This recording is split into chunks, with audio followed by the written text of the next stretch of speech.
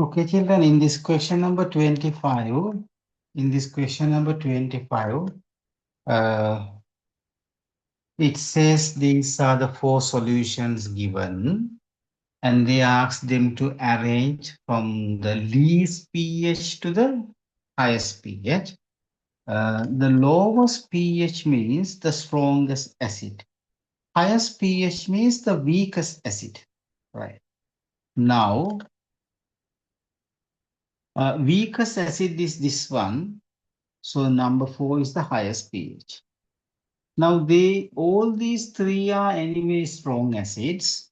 All these three are anyway strong acid, but this is the least concentration. Therefore, number 3 sample should have the next highest pH. These two are same concentration, but the second one is a strong acid than that because it is diprotic. Two hydrogen ions are released.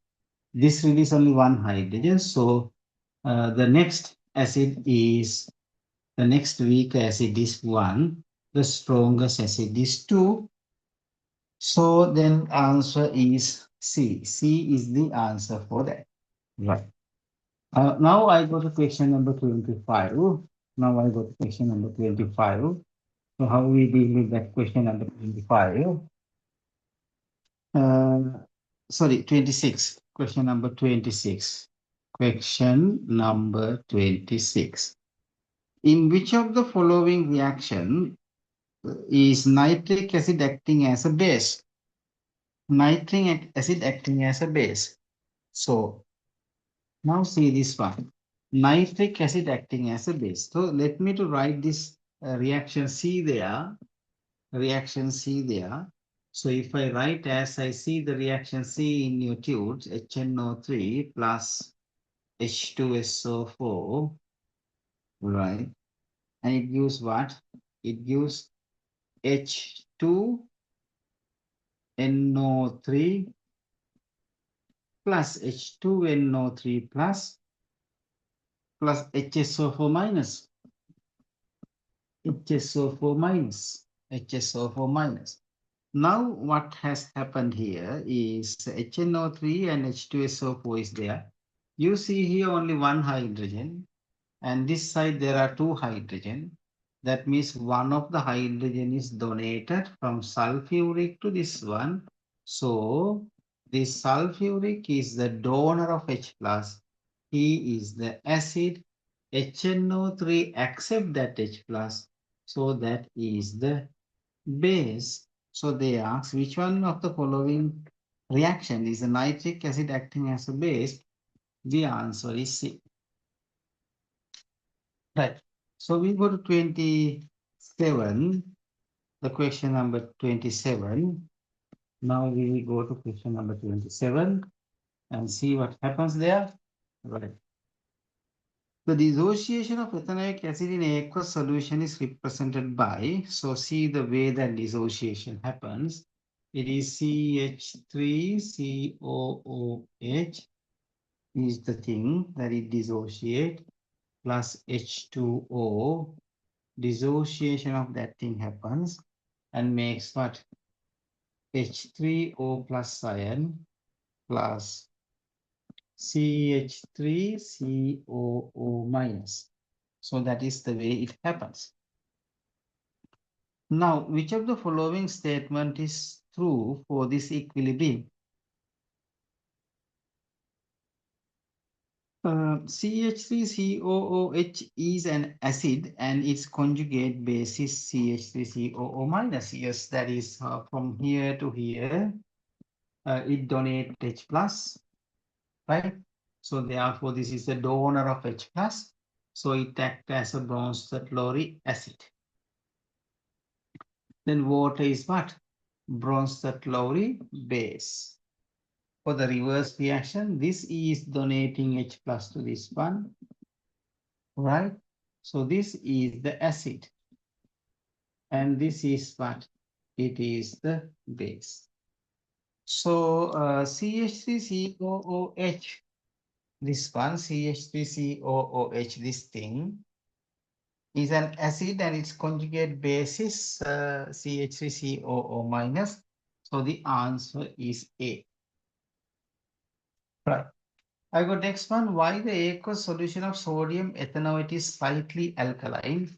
So I'll come to that point this way. Sodium ethanoate. Why the alkaline solution of sodium ethanoate is slightly alkaline? So see this one. CH3COOH. Sorry, sodium ethanoate is this one. CH3COONA. When I concern the CH3COONA, it dissociate to what? It dissociate to CH3COO minus and Na plus. That is how it is dissociated. Right. So remember that when I concern the soluble salts, if there is a soluble salt, the soluble salts are fully ionized. Soluble salts are fully ionized. For an example, if I concern sodium chloride is soluble salt, right? Sodium chloride is a soluble salt. So sodium chloride in aqueous medium completely ionized to Na plus and Cl minus. Similarly, now what they are talking here is sodium methanoate is this one. It is sodium salt. I have told you that group 1 salts are fully dissolved. So this is group 1 salt, so it should be fully dissolved. So into that is aqueous and this is also aqueous. Now this one, ethanoate ion, CH3COO minus. This ethanoate ion is there in the presence of water. So now what will happen? Water acts as a bronze chloric acid, then it gives H plus ion. So this one acts as a bronze chloride base. So then now what will happen? It produces CH3COOH and plus what? OH minus. It produces OH minus. Since it produces OH minus, it is slightly alkaline, right? So this one take H plus from water. So that results OH minus. Since this goes to make OH minus, it is slightly alkaline. The answer is A. It is slightly alkaline for the sodium ion react with water to gives an alkali. The ethanoate ions react with water to give the hydroxide ion. Actually, the answer is B. Ethanoate ion reacts with water to produce hydroxide ion. So then the answer is B. It produces hydroxide ion. That's why it becomes alkali. So B is the answer because it reacted with water to produce OH minus or hydroxide ion. Now I go to the 29th question. Right, 29th question. The solution of weak acid cannot titrate with a weak base using the indicator to find an endpoint because, right, weak acid and weak base titrations. If I consider weak acid and weak base titration, this is the volume of acid, just imagine. This is the pH value, right?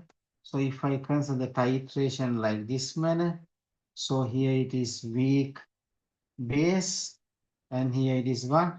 Weak acid.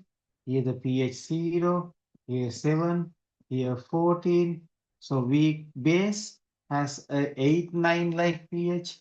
Weak base has 8, 9 like pH. Weak acid has 4, 5 like pH. So then the pH runs in this manner. So there's no quick pH change. Like earlier graph, there's no quick pH change, right? So therefore no suitable indicator. The pH change is too gradual. See that pH change is too gradual. So therefore we can't find the better indicator for that. So we go to the last question of this dude. At 100 degrees of Celsius, pure water has a pH of 6, whereas 25 degrees of Celsius, it has a pH of 7. This is before. See this one. Right. See this one. Now we can explain that thing in this manner. I have the water molecule. Again, it reacts with water molecule. There's nothing, anything else except water. So then what will happen? one of that water molecule donate H plus to the other one, right? So one becomes H3O plus, the other becomes what? OH minus. This reaction is delta H plus type reaction, endothermic reaction. That means this is endo. That means what? Cold reaction. That is cold reaction, endothermic reaction. This is cold reaction. And this is exothermic. Reverse reaction is exothermic reaction. That means hot reaction. Okay, now this water donate H plus to this one, it becomes H3O plus. In the reverse reaction, H3O plus donate H plus to the OH minus. So the reverse reaction happens like that. So the dissociation of water is endothermic. That's correct. Dissociation of water is endothermic. So the concentration of hydrogen ions is lower at 100 degrees. When the temperature increases, 100 degrees means when the temperature increases, H3O forward reaction promotes. This way happens more because it wants to cool the decrease the temperature. Right. So uh, when the temperature increases, the forward reaction promotes. So therefore, H3O plus concentration increases. See that the answer C. Look at the answer C. The dissociation of water is endothermic. Yes, it is. So the concentration of hydrogen ion is higher. When the temperature increases, concentration of H plus ion increases because forward reaction promotes. The answer is C. So with that, I have discussed almost all the questions in that tune. I try my level best to give some kind of this kind of explanations through the YouTube videos. That is because I think you can pause that video and watch again and again, so you can clarify if there's any doubt. So then, thank you very much.